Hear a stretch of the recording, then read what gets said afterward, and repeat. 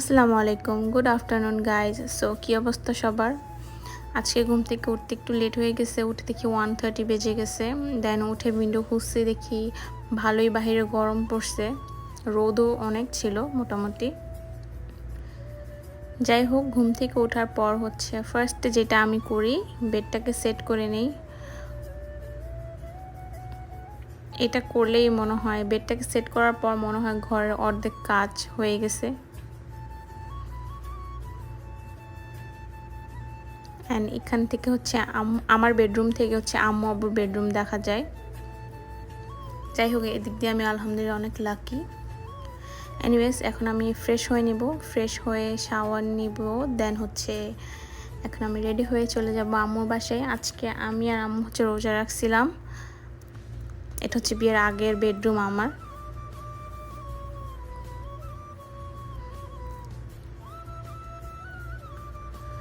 So আম্মু আর আমি যেহেতু রাখছিলাম, এই কারণে ইফতার বাহির থেকে কিনে আনা হয়েছে।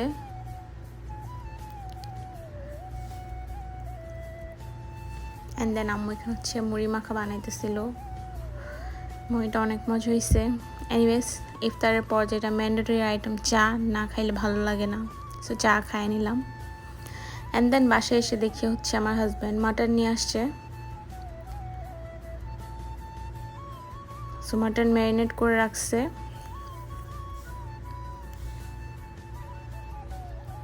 এরপর এটাকে ভালো করে কভার করে আমি রেখে দিই সাইডে, বিকজ এখন আমরা বাইরে যাব।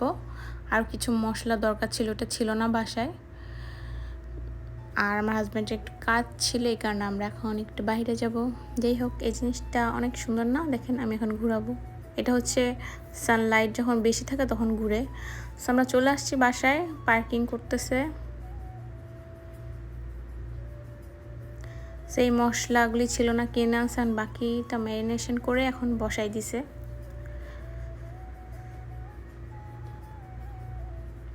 অ্যান্ড আসার সময় আমার জন্য অনেকগুলি আচার আনছে, বিকজ আমার আচার অনেক ফেভারিট, তাই।